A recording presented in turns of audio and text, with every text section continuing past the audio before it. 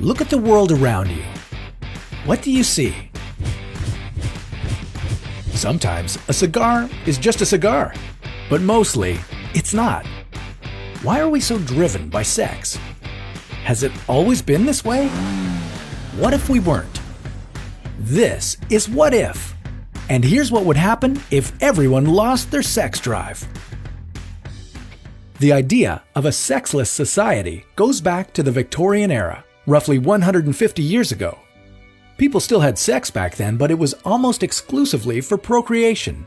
In fact, many believed sex was dangerous, capable of causing anything from blindness to cancer. But if Victorian-style sexual repression bred misinformation, it also bred some really strong friendships. Sexual repression and rigid gender division meant that people of Victorian times came to rely on close friends of the same sex for their emotional intimacy needs. And while friends are great and all, a lot has happened since Victoria. Would friendship be enough in a sexless tomorrow? How many tomorrows would humans have left if everyone lost their sex drive? Let's make one thing clear right away.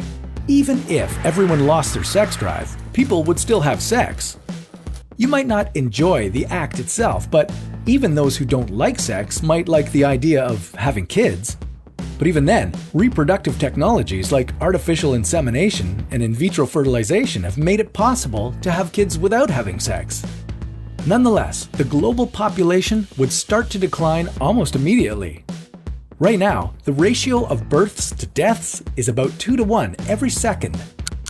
So initially, less libido could help us bring population growth under control. Not only would we curb any threat of overpopulation, but we could raise more infants from poverty by adopting from developing countries.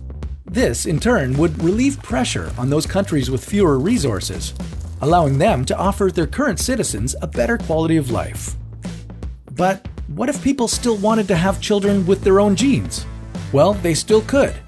The in vitro fertilization industry is projected to be worth $36 billion by 2026, and that's just one method of reproductive technology. There's no doubt that more tech would emerge to make it easier for humanity to continue, with or without sex. But how would our society change?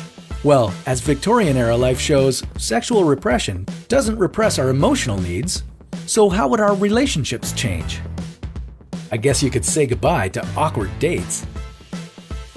Would we just become one big community of friends? Would children be raised by groups of like-minded people instead of the conventional family unit? Two things are certain. Slower population growth would be better for the natural environment, but dare I say that without sex drive, the world would be less fun? Well, we'll leave that up to you. But whether you prefer to be turned off or turned on, just be sure to tune in for another What If.